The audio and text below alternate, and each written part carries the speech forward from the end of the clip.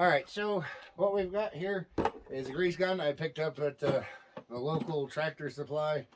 A little pricey if you ask me, but I wanted a pistol grip style so that it was easier to do one-handed.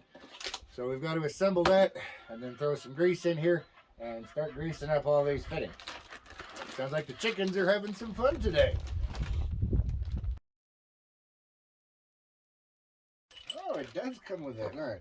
I was worried that this grease gun only came with a metal tube and not a flexible hose. Thankfully, it comes with the flexible hose and the metal tube, so we're just going to go with the hose. A lot easier to get to places with that. All right, so we've got our grease gun here and our little flexi hose. Apparently, this is a lock and load quick style. I'm not exactly sure what that means other than it costs a hell of a lot more than your normal grease gun, but hopefully it works out.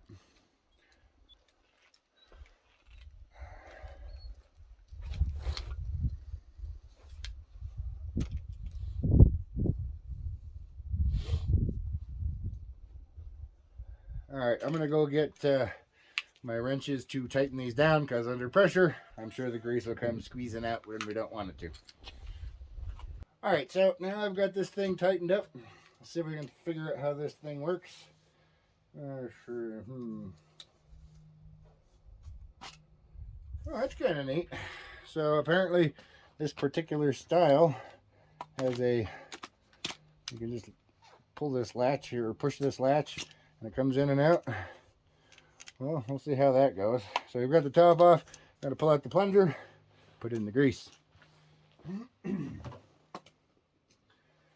Today we are using Traveler Premium Heavy Duty Grease, which is not exactly the one I was looking for, but it's what they had in stock, so it is what it is. Pull the plunger back. We'll pull off the butt of this thing.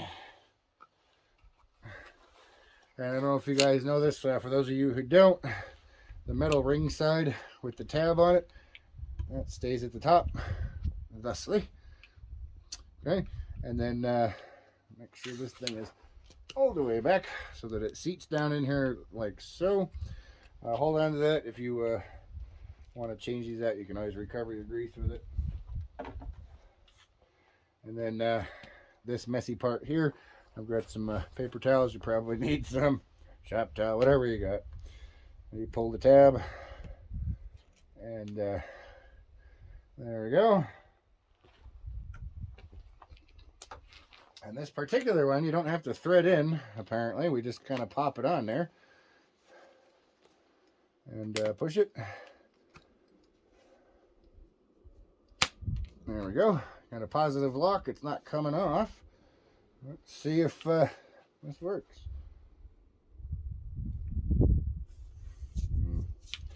Well, I guess we'll see.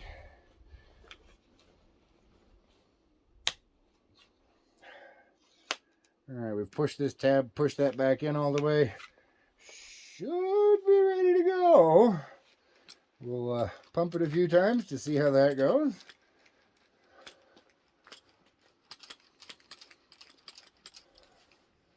Let's see if we need to prime this little guy here.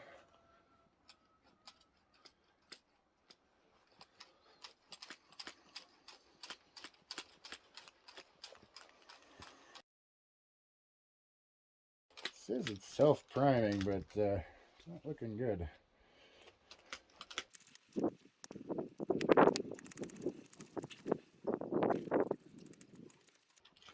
Might have to pull out the instruction manual.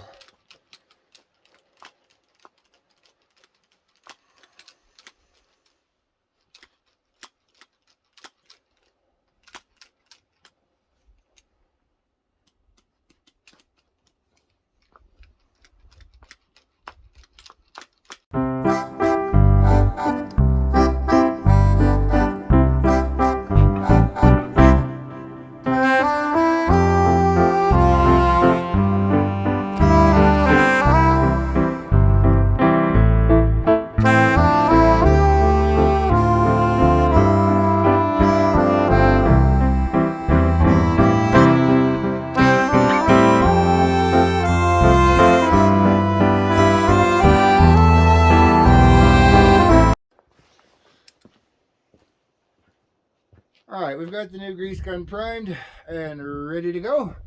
We're gonna go ahead and start with the front loader. We've got grease zerks at every moving point.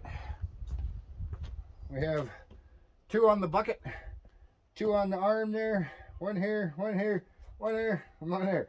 We'll start down low and work our way up.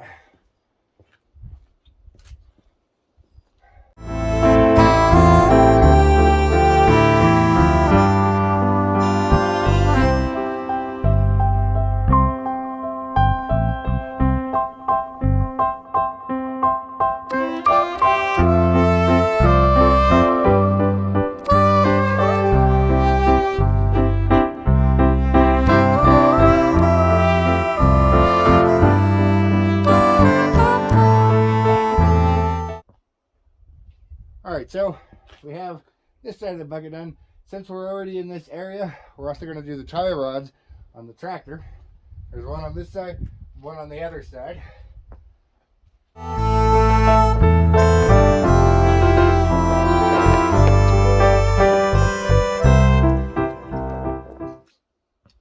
Alright, so the front loader done.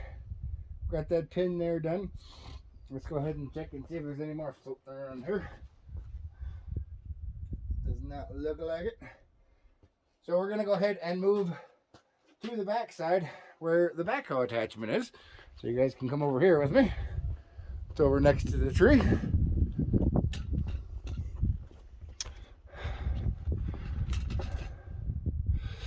Alright, now we're going to grease all the points that move on this thing. Now this we haven't actually used yet, but we're going to go ahead and do it anyway because who knows? Who knows? Better safe than sorry.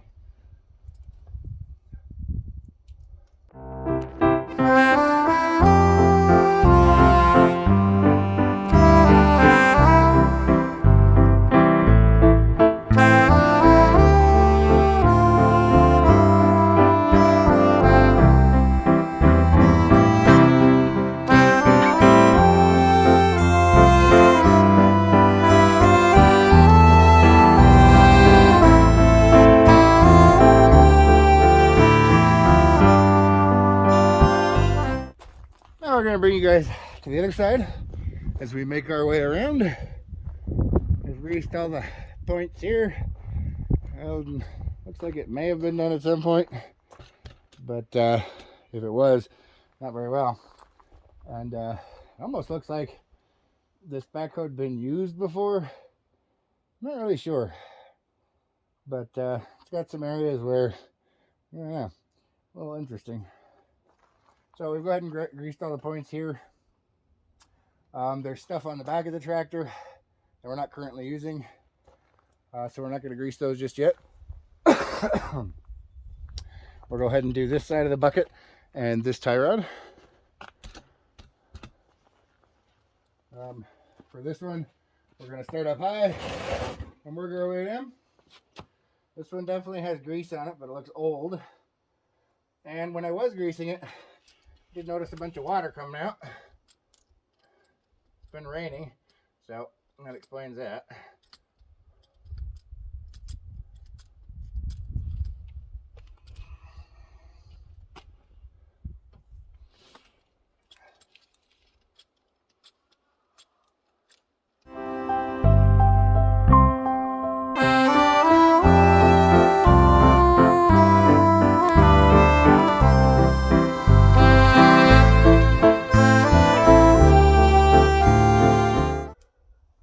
Then there's a pivot point on the axle itself, on the front axle, where it pivots like this, side to side, and that needs to be greased as well.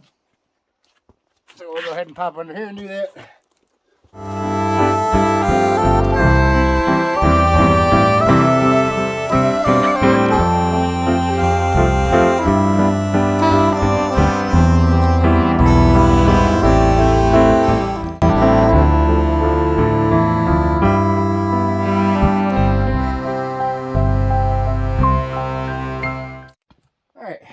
Now, we've gotten all the obvious ones. I'm going to go through the manual, make sure we didn't miss anything, and finish greasing all the stuff. thanks for joining us today on lubing the tractor. And we'll catch you on the next one. Hopefully it helped you guys out. We'll see you later.